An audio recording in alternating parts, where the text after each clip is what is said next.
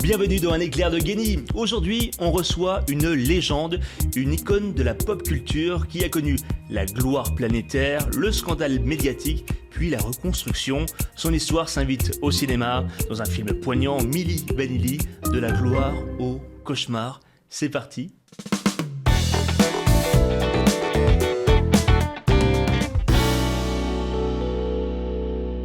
Artiste, chanteur, danseur, créateur, il a connu la gloire mondiale, le scandale planétaire et une reconnaissance hors du commun. Aux côtés de son binôme Rob, il forme le duo Milli Vanilli, groupe emblématique de la fin des années 80-90. Aujourd'hui, il revient avec lucidité, courage et la parole libre. Fab Morvan, bienvenue dans un éclair de génie. Bonjour Maxime, comment Bonjour, tu vas? Ça va? Très très bien. Avec lucidité, j'adore. Ah oui, la lucidité, le recul nécessaire. Oui, c'est ça, c'est nécessaire, la clarté, parce que la clarté est nécessaire, parce que tu sais, l'industrie, c'est pas facile à naviguer, tu vois. Et ce qui fait que, c'est près de 35 ans, là, finalement, on a le film, il est arrivé. Ton histoire est dingue, elle fait l'objet d'un film au cinéma, Milli Vanilli de la gloire au cauchemar. On plante le décor, vous étiez partout, au sommet des charts, des millions d'albums vendus, un Grammy Award, des couvertures de magazines, un style, une silhouette décorée millimétrée, mais derrière le glamour, une vérité explosive, vous ne chantiez pas. Des danseurs, devenus pop stars, pris dans un engrenage, on vous a encensé, puis on vous a jeté. Et c'est là que commence notre conversation, pas au début, mais au plein cœur du cyclone. 35 ans plus tard, ton histoire est portée à l'écran. Franchement, Fab, est-ce que tu aurais pu imaginer un jour qu'on ferait un film sur ta vie ? Non, mais je dois dire que chanteur, danseur, chanteur, on a toujours chanté. Ça, c'est une chose que les médias ont oublié. Mais d'aller à croire que 35 ans plus tard, je serai ici, documentaire, film, waouh! Et finalement, le vieux narratif est réécrit, finalement.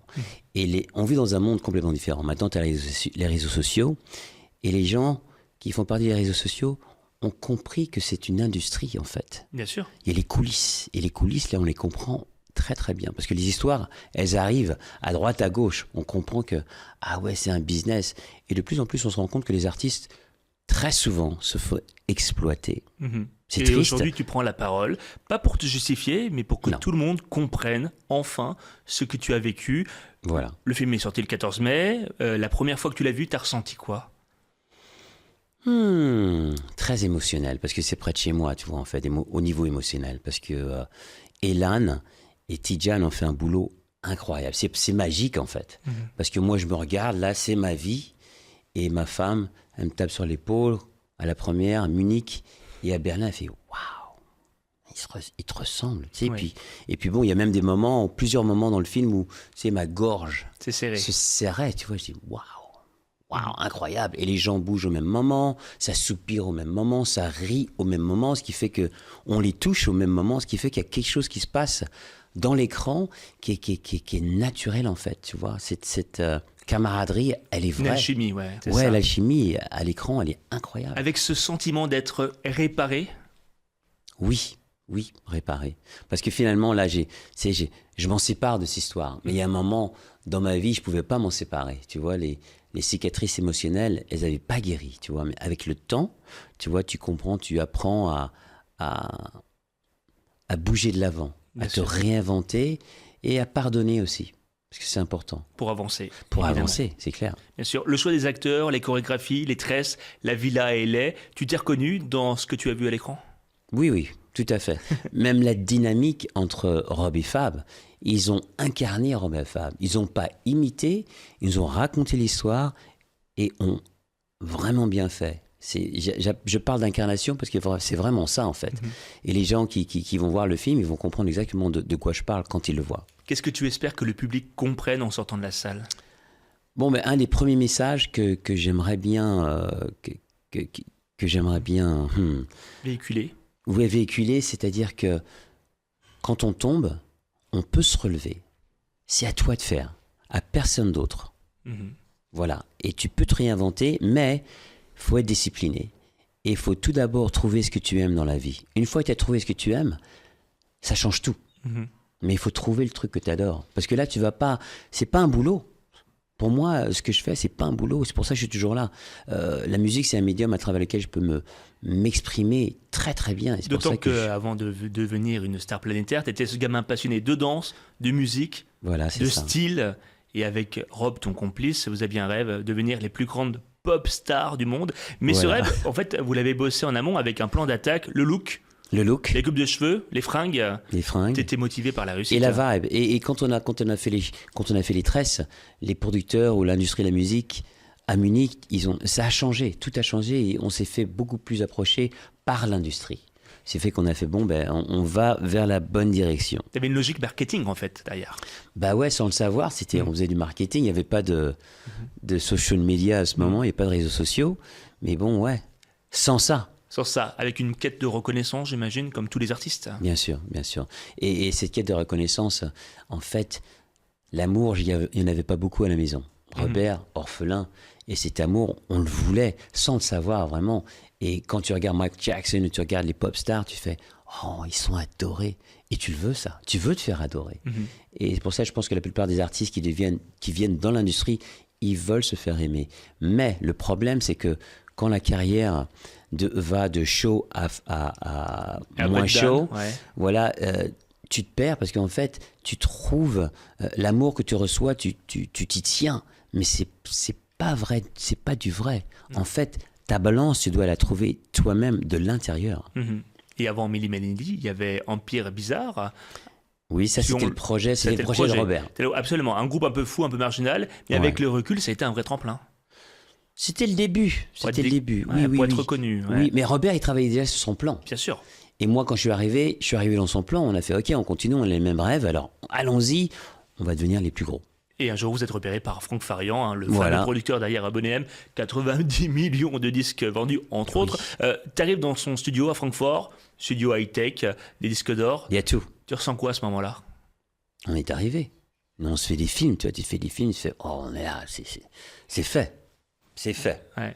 Il vous propose un contrat, vous le signez sans même le lire, et tu te dis quoi à l'époque? Allez, on fonce, on verra. C'était en allemand. Ah, d'accord. Robert? OK. Oui, on fonce, parce qu'il est là, c'est du vrai. Tu signes un contrat, tu reçois une petite avance, et puis ça a pris du temps pour revenir en studio, ce qui fait que on a reçu un peu plus d'argent, et puis cette somme, elle s'est agrandie, et quand il était temps de chanter, et il nous a fait, non, vous chantez pas. On fait, oh, on fait pas. L'argent, c'est pas gratuit. Bien Alors, sûr. vous nous repayez ou quoi?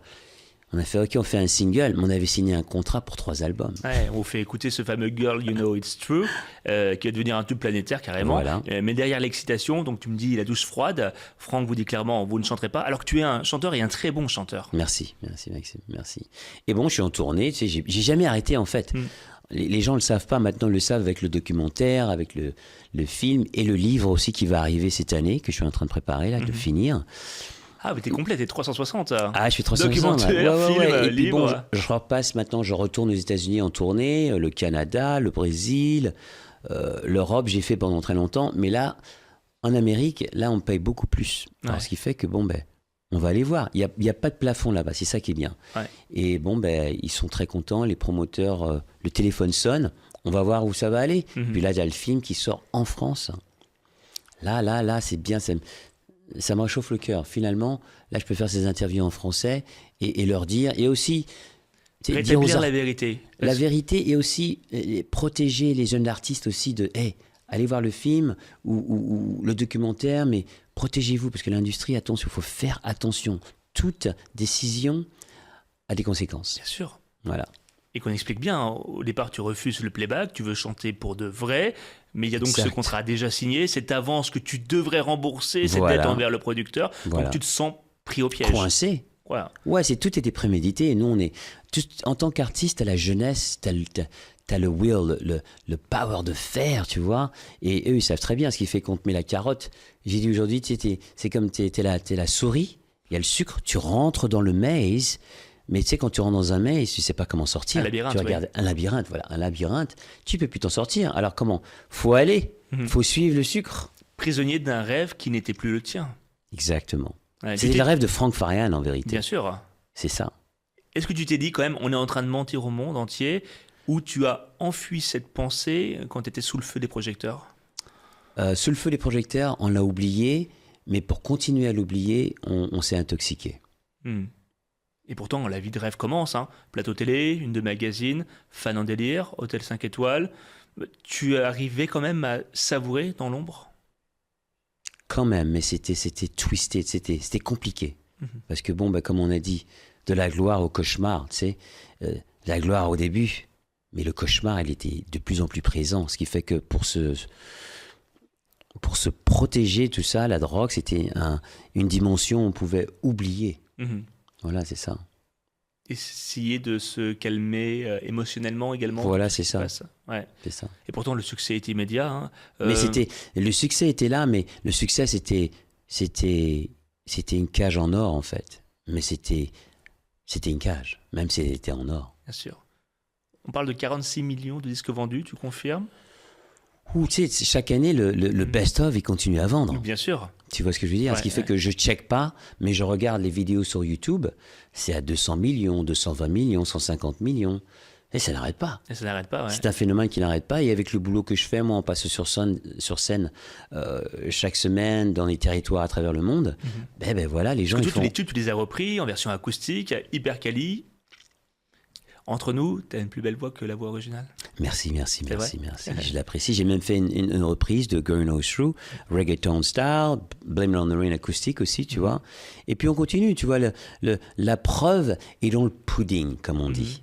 Quand tu me vois sur scène, je fais 45 minutes, tu fais « Oh !» avec un band, 75 minutes. Ah bon? Mais comment ça se fait que tu n'as pas chanté? C'est une longue histoire. Va voir le documentaire, le film va sortir, va voir. Mais tu aurais pu les rejeter, ces chansons, après ce que tu as vécu? J'aurais pu, mais tu sais, Milli Vanilli et moi, c'est ça, tu vois. Et les gens, tu sais, les promoteurs, au début, j'ai commencé à passer sur scène. Bon, lentement, sûrement, j'ai commencé à avoir plus de shows. Et les promoteurs, ils disaient, écoute, faut faire les hits. Nous, on a besoin des hits.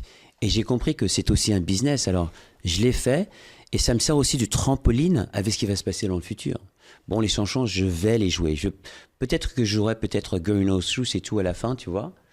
Mais je ramène de la nouvelle musique. Et ça, c'est important. Ça, c'est l'important, parce que le prochain pas, je l'ai déjà fait, ça fait des années. Je suis assis sur des tas de musique. Mais l'industrie change sans arrêt, ce qui fait que j'essaie de voir quand je vais y aller. C'est le timing, c'est important aussi. Bien sûr, à l'époque, pour le monde entier, vous étiez des superstars. Mais à l'intérieur de toi, qu'est-ce qui se passe? Tu vis un rêve éveillé ou un cauchemar silencieux? Un cauchemar silencieux. Vraiment. Ouais. Mais sans cette expérience, je ne serais pas devenu ce qui je suis, en fait. Tu vois? Je sens beaucoup de sérénité chez toi, aujourd'hui. Oui, mais de nature, je suis comme ça. Tu vois, de nature. Mais avec le temps, j'ai appris, j'aime bien utiliser ce terme, l'intelligence émotionnelle. Ouais. Tu vois? Et une fois que tu l'acquis, tu vois, tu commences à comprendre que la vie, il y a des couches différentes et c'est comme un vidéo game. Niveau numéro 1, numéro 2, numéro 3. Puis tu grandis, tu matures, c'est normal. J'ai 4 enfants, avec la même femme, je dois dire. Bravo. Très fier de ça. Tu sais, l'industrie, tu sais, c'est du bizarre. C'est bien ça. Sûr. Et je suis content, là, et puis il me donne toute la force au monde. Et avec cette force et cet amour avec lequel je suis entouré, je vais de l'avant. Magnifique, va. Il y a le film qui est sorti et dans le documentaire diffusé sur Paramount+, oui, c'est ça. Tu dis une phrase forte, j'étais terrorisé. C'est la peur que la vérité explose qui te rongeait? Oui, on ne savait pas comment ça allait se faire. On voulait que ça sorte. Tu vois, le Frank Farian, on l'a poussé, mais on pensait que on l'allait s'en séparer. Ok, vous voulez plus venir avec moi? Ok, faites votre truc. Mais il n'a pas fait comme ça, il a fait échec et mat. Il a été dans la presse, ils n'ont pas chanté, ce qui fait que après ça, personne ne voulait nous toucher. On est devenus lépreux. Ouais. D'un jour à l'autre, comme ça. Plus rien, absolument. Il y a eu des petits instants, on le voit dans le film, ce moment qui bascule en live. Vous montez sur scène à Bristol, dans le Connecticut, le playback des rails, les voix sautent, vous fuyez. Et là, tu t'es dit, c'est la fin ou Non, ça c'était le début, parce que ça c'est MTV Tour. C'était au début. Après ça, on a fait 107 villes en 8 mois, 30 000 personnes par soir. Avant, il n'y avait pas de réseaux sociaux. Ce qui fait que c'est parti dans la presse. Il y a quelques journalistes qui ont commencé à douter doucement. C'était rien. Mais peut-être qu'après ça, beaucoup plus tard, les journalistes qui ont écrit « Oh, il y a quelque chose de bizarre qui s'est passé », ils ont peut-être dit « Ah ben je savais !» Comme ça. Au fond de toi, tu savais que la vérité allait éclater. Oui. Oui. C'est clair. J'ai senti. Quand j'ai senti que la vérité allait arriver, j'ai commencé à arrêter de boire, de faire de la drogue, tout ça. Et je suis devenu sobre. Et avec la sobriété, j'ai commencé à voir, c'est comme si j'avais porté des nouvelles lunettes de soleil. Tout d'un coup, je voyais la vie différemment. Je disais, ouh, ok. Mais comme j'avais un rêve, et le rêve était de devenir chanteur-parolier, je savais que j'avais dévié, mais je savais qu'avec du boulot, je pourrais y retourner. Ce qui fait que, Rob et Fab, We Can Get It On, on a fait l'album, j'ai coécrit, coproduit, j'ai chanté toutes les chansons, les backgrounds. Rob, durant ce moment-là, il n'était pas là. Ce qui fait que j'ai fait la plupart des choses. Après ça, il nous a quittés, malheureusement, avec un cœur brisé. À 32 ans, tellement jeune. Voilà.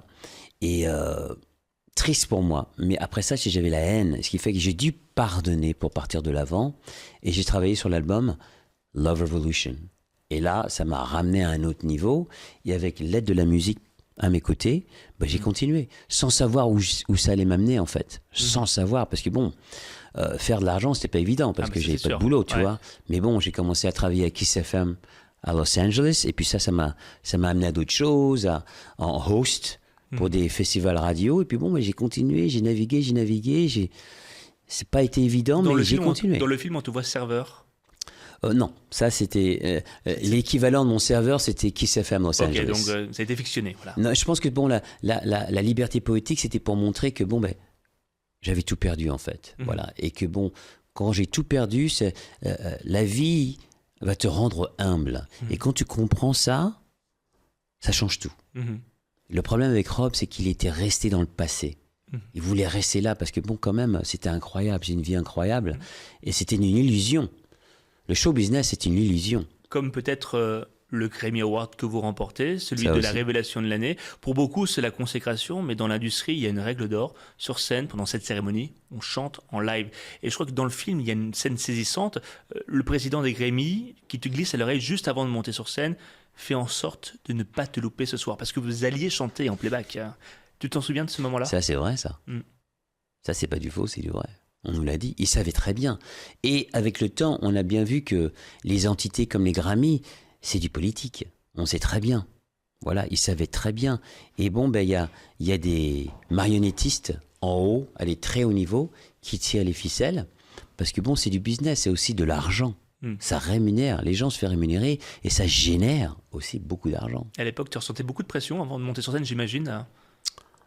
Non, tu sais, après avoir fait 107 shows en 8 mois, tu sais, on était rodé. Ouais. Après la cérémonie, c'est l'euphorie, vous planez, vous êtes partout, dans tous les classements, toutes les télés, mais en coulisses, c'est autre chose quand même. Et en 90, donc, votre deuxième album est prêt, mais cette fois, vous refusez de faire semblant. Tu me le dis, tu as écrit, tu as chanté. Voilà.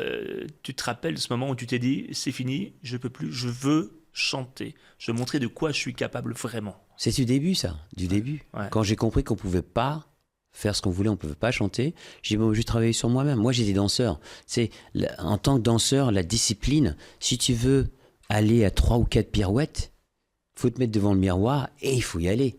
Même chose avec le chant, tu vois. Ce qui fait que nous, on adorait la musique. Le goût musical qu'on avait, c'est très éclectique, ce qui fait que je chantais Bob Marley, un de mes héros. Tu sais, je chantais Bob, ça fait des années que je chante du Bob, tu vois. Et au début, en tant qu'artiste, tu vois, tu copies et à la fin, tu deviens toi, en fait. Bien sûr.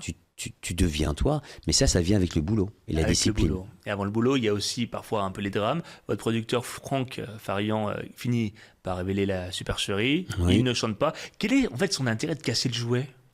Ah, l'ego, monsieur, l'ego, bien sûr. Parce qu'il nous a donné, pour lui, il nous a donné naissance. Et il ne voulait pas que quelqu'un en profite. C'est pour ça qu'il est parti à New York. Boum, échec et mat. Et là, d'un coup, c'était la fin. Quand j'ai vu le film, je me suis dit, comment toi, tu l'as appris, la nouvelle ? Qui te l'a dit ? On était à UCLA parce qu'on tournait, on chantait, tu sais, on dansait. Non, on courait toujours de ces 5 kilomètres le matin à UCLA. Puis lui, il est arrivé, il a fait « Oh, le chat est sorti du sac ». Moi, j'ai dit « Qu'est-ce qu'il raconte, lui ?» C'était un idiome américain, « The cat is out of the bag ». Et ça veut dire que la news, elle est sortie. Maintenant, tout le monde sait. Et de UCLA à la maison, qui n'était pas loin de la maison, on habitait près de Bel Air, On rentre à la maison, puis les camions news, ils sont là, c'est le micro à la bouche et tout, et puis waouh, tout le monde le sait. Et là, les sourires, ils sont devenus agressifs. Il n'y avait plus de sourires maintenant, c'était, tu vois, c'est donne-moi, réponds-moi, tu vois. Et là, waouh. Ce jour-là, tu t'écroules? On s'écroule pas, mais on fume pendant des heures pour se calmer les nerfs et essayer de voir qu'est-ce qu'on va faire maintenant. Et la famille, comment tu leur annonces? Oh, la famille, tu vois, la famille, ils étaient en France, et tu sais, pour eux, ils étaient tellement distants, c'est une dimension, c'est un monde complètement différent. Ma mère, elle a jamais vu l'industrie, elle a jamais cru ou pensé que c'était un boulot, en fait. C'est un passe-temps. Ouais. Voilà, c'est un passe-temps, c'est pas un boulot. L'industrie vous a pointé du doigt comme les seuls responsables. Ni le Blâmé. producteur, ni la maison de disques n'ont assumé. Tu t'es senti trahi. Complètement. Mais c'est bizarre, en fait. Et même les journalistes qui sont là, en fait, pour enquêter, tu vois, pour être impartial, chaque personnage de l'histoire, ils n'ont pas fait. Ils ont fait une Robin Fab parce que l'industrie, c'était trop fort, trop de power. Ah ouais. Le producteur, il était en Allemagne, là, trop loin. Ok, Robin Fab. Et puis bon, les scandales savants, tu vois, les gens regardaient la télévision, ils étaient polarisés. Et ce qui fait que, bon, ben, ça s'est passé comme ça. On a tout pris dans la tête.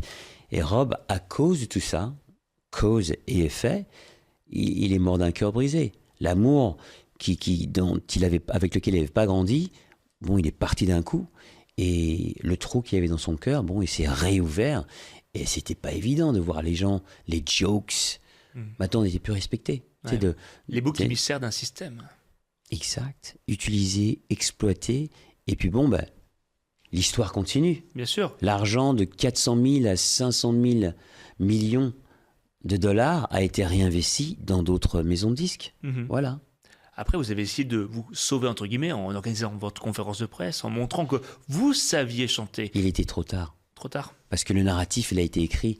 Les médias ont déjà tout écrit. L'histoire, elle est racontée. Mais on la connaît, l'histoire. Ouais. Voilà. Ouais. Comme ça. Après le scandale, le deuxième album sort.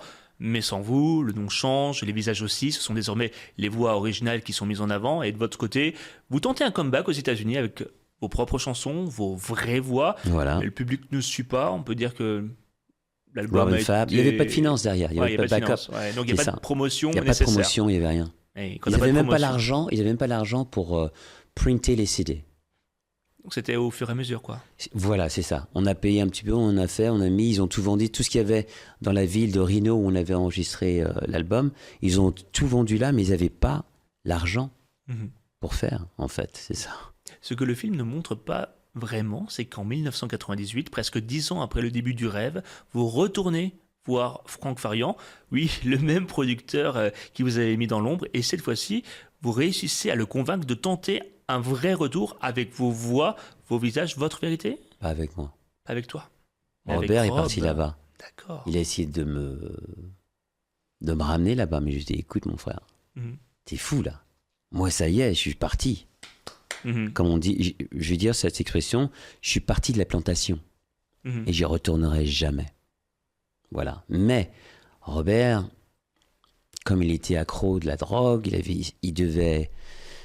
avait besoin d'argent. Et retenu par son passé. Voilà, c'est ça. Et bon, ça c'est compliqué. C'est une partie de l'histoire qui est très compliquée. C'est une longue histoire, mais à la fin, ben, Rob est mort. Rob est mort. Une overdose, 32 ans, la veille du lancement d'ailleurs. Toi, Fab, tu perds ton frère de scène, ton ami, ton alter ego. Oui. Et d'un coup, tout s'arrête encore. Ben pour moi, je continuais de mon côté, tu vois. Mais je savais que c'était c'est la fin d'une histoire quand même. C'est la fin d'une histoire. Et pour moi, j'ai vraiment eu la rage là. Et je me suis dit, comment je fais pour partir de l'avant? Ce qui fait que je me suis concentré sur la musique. Comme j'ai dit, j'ai dû pardonner pour me retrouver et aller de l'avant. Et la musique m'a servi de thérapie, en fait. Tu choisis la musique ou c'est la musique qui te choisit à nouveau?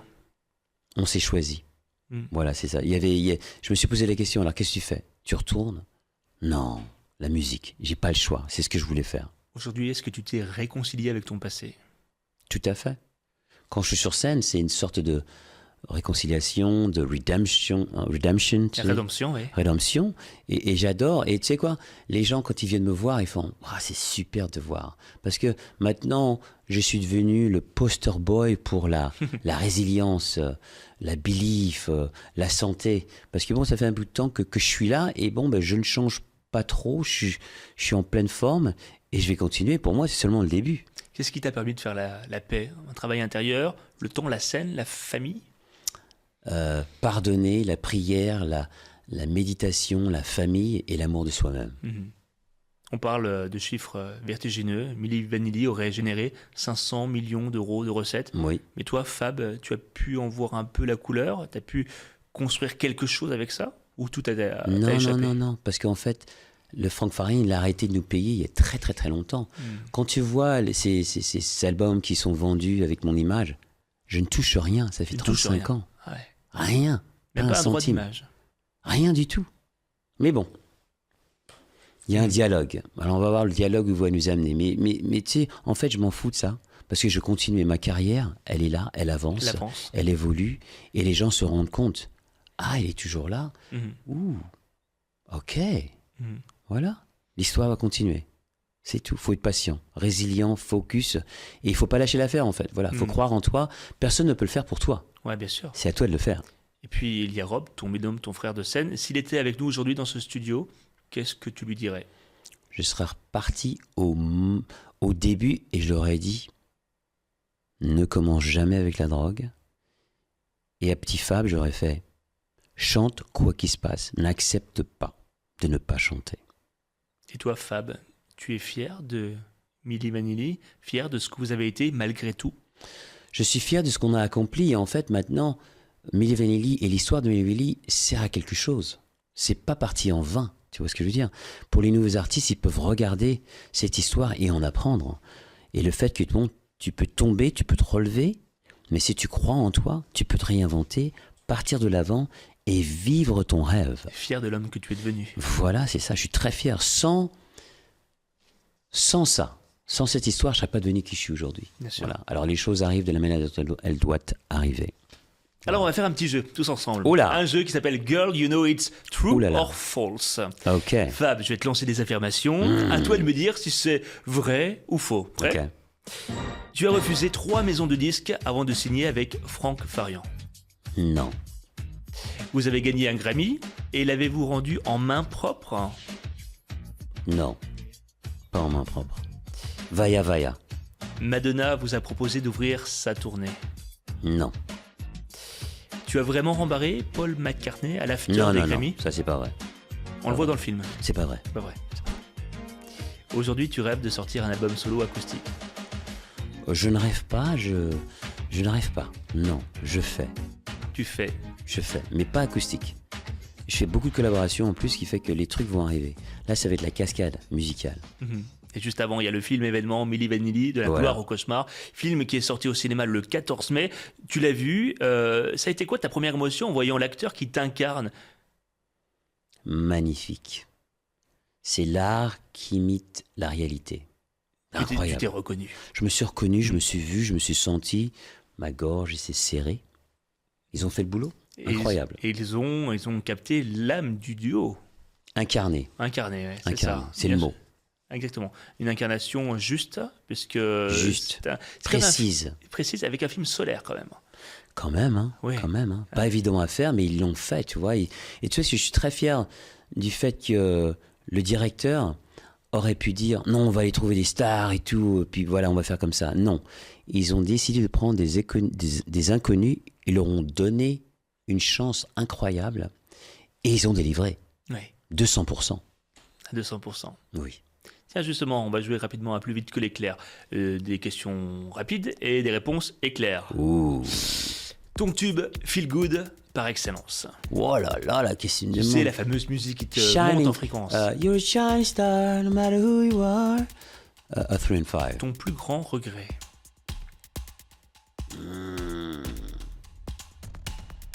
D'avoir accepté de ne pas avoir chanté.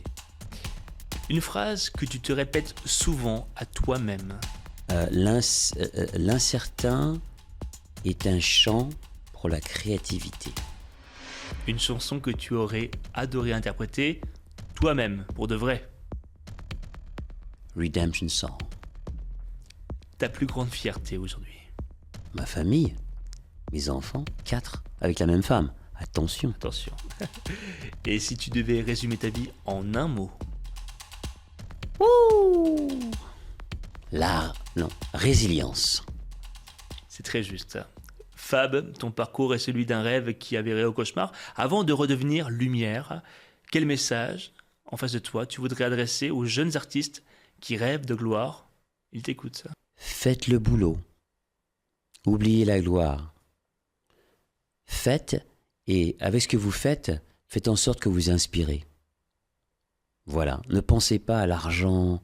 Si vous êtes fort et vous travaillez sur votre talent, on va vous trouver. Voilà, c'est ça.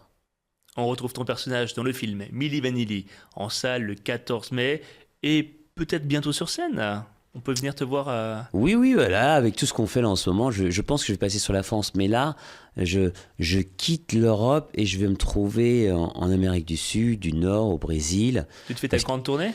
Ouais, là, ça part là. Et en plus, ce qui est bien, c'est que financièrement, il n'y a pas de plafond aux États-Unis. En Europe, il y a un plafond. Mais on va voir, on va peut-être le monter là avec ce qui se passe. On va voir. Est-ce que tu accepterais de nous chanter un bout de Girl, You Know It's True? Bien sûr. Girl, you know it's true. Ooh, ooh, ooh, I love you.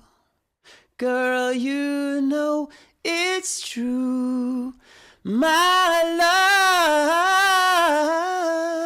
love is for you. C'est pour nous. Merci Fab. Merci. Pour ta sincérité, ton énergie, ta résilience. Tu es un homme debout et ça inspire. Merci. Et pour vous, chers auditeurs, on se retrouve très bientôt pour de nouvelles aventures et un nouvel épisode. Salut!